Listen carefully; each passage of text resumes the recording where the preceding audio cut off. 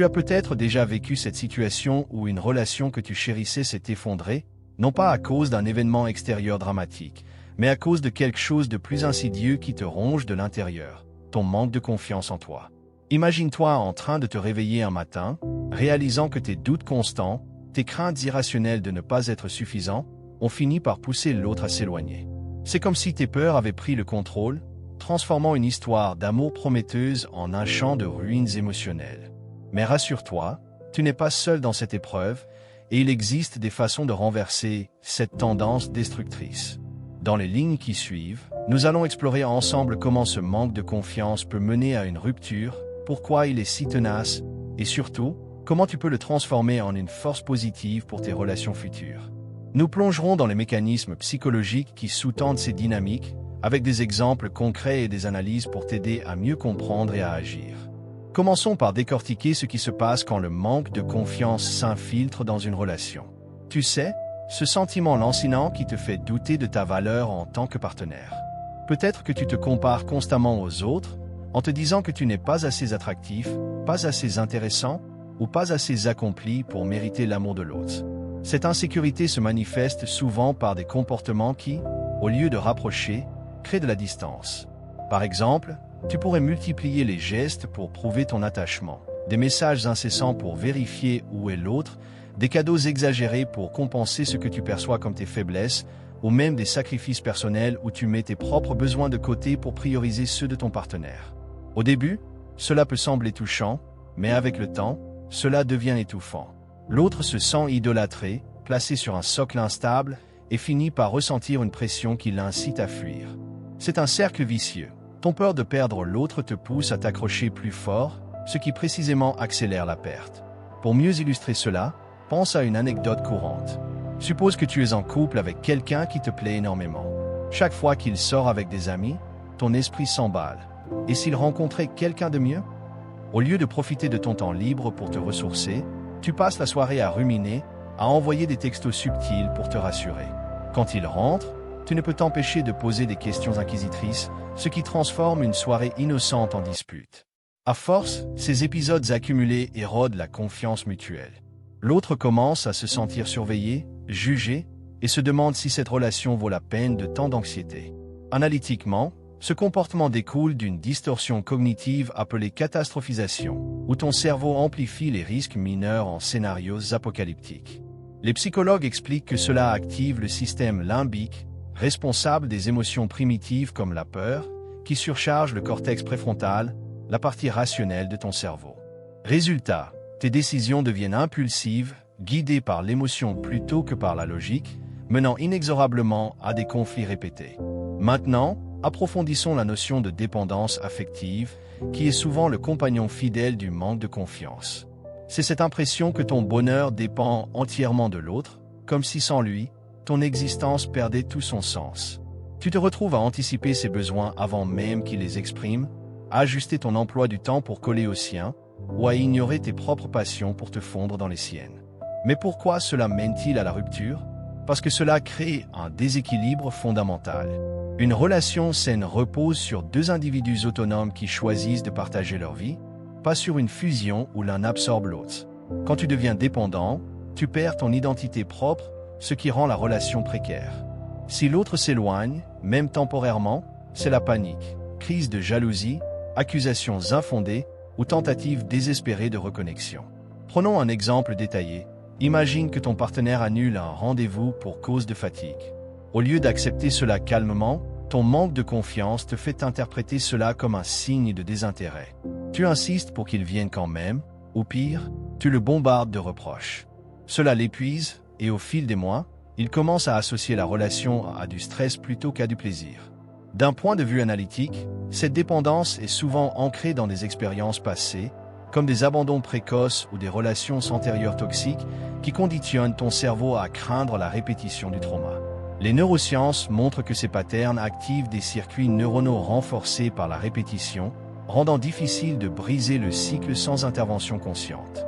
Passons à un aspect crucial, comment tes peurs intérieures se matérialisent en réalité. C'est fascinant de voir comment l'esprit humain peut transformer une appréhension en prophétie autoréalisatrice. Quand tu anticipes le pire, par exemple, En te convainquant que ton partenaire va te tromper ou te quitter, ton comportement change subtilement pour aligner la réalité sur cette croyance. Tu deviens distant pour te protéger, ou au contraire, trop possessif, ce qui pousse l'autre à réagir négativement. Pense à cela comme à un effet placebo inversé. Si tu crois fermement que quelque chose de mauvais va arriver, tes actions inconscientes le font advenir. Un exemple concret. Suppose que tu as été trompé dans une relation précédente. Désormais, chaque retard de ton nouveau partenaire déclenche une vague de suspicion.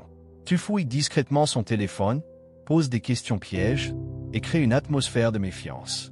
Inévitablement, cela mène à une confrontation où l'autre, innocent, se sent accusé à tort et décide de partir. L'analyse approfondie révèle que cela implique la loi de l'attraction cognitive. Ton focus sur le négatif amplifie les signaux négatifs, ignorant les positifs. Des études en psychologie positive montrent que les personnes qui cultivent l'optimisme voient leurs relations s'améliorer car elles investissent dans des interactions constructives plutôt que défensives. Le rôle du passé dans tes relations actuelles mérite une exploration détaillée. Ton histoire personnelle agit comme une boussole déformée, orientant tes choix vers des répétitions familières, même si elles sont douloureuses. Si tu as connu des rejets répétés, tu pourrais inconsciemment saboter tes nouvelles relations pour confirmer tes croyances limitantes, comme je ne mérite pas l'amour durable. Cela crée un biais de confirmation. Tu ne remarques que les éléments qui valident tes peurs, ignorant ceux qui les contredisent. Par exemple, si ton partenaire te complimente, tu le minimises en pensant « il dit ça pour me faire plaisir ». Mais s'il oublie un détail, tu y vois la preuve de son désintérêt. Analytiquement, cela s'explique par la plasticité neuronale. Les expériences négatives creusent des sillons profonds dans ton cerveau, rendant plus facile de retomber dans ces patterns. Pour briser cela, il faut créer de nouveaux chemins par des expériences positives répétées. Dans les relations modernes, influencées par les réseaux sociaux et la culture de l'instantané, ce phénomène est amplifié. Tu vois des couples parfaits en ligne, ce qui accentue ton sentiment d'inadéquation, menant à plus d'anxiété. Une analyse sociologique montre que notre société valorise l'indépendance, rendant les comportements dépendants encore plus repoussants. Un autre piège courant est de te convaincre que ces sentiments sont insurmontables, que c'est plus fort que toi. Cette résignation te place en position de victime, où tu attends passivement que les choses s'améliorent sans agir. Mais en réalité, cela renforce le problème. En acceptant la peur comme inévitable, tu lui donnes du pouvoir. Imagine-toi face à une montagne. Si tu te dis « je ne pourrai jamais la gravir », tu restes au pied. Mais si tu commences par de petits pas, tu progresses.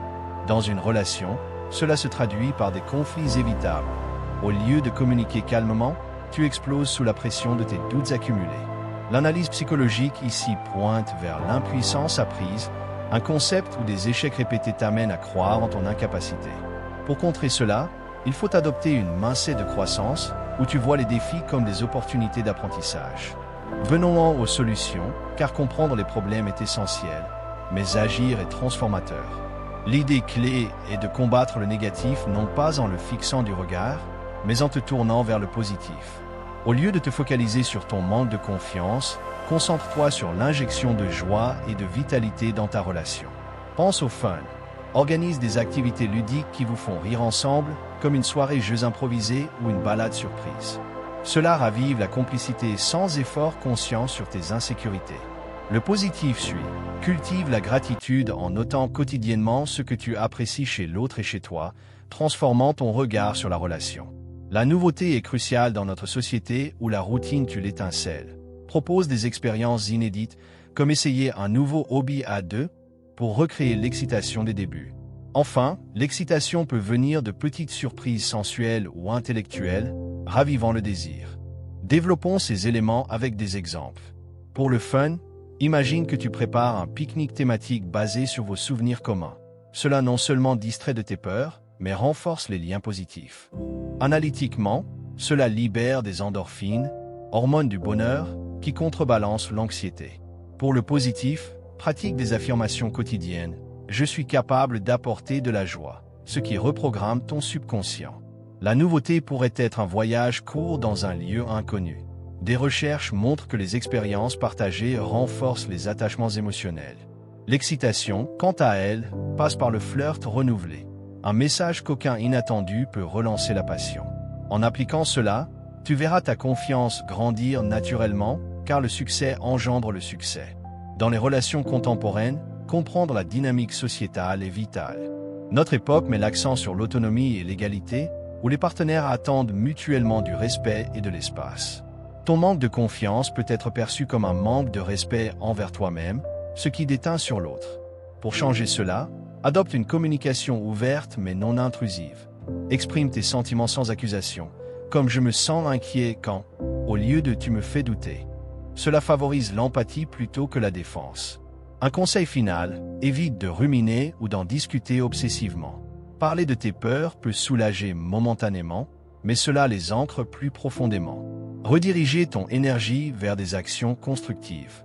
Si tu as perdu quelqu'un, souviens-toi que les retours sont possibles via ces changements positifs, sans forcer.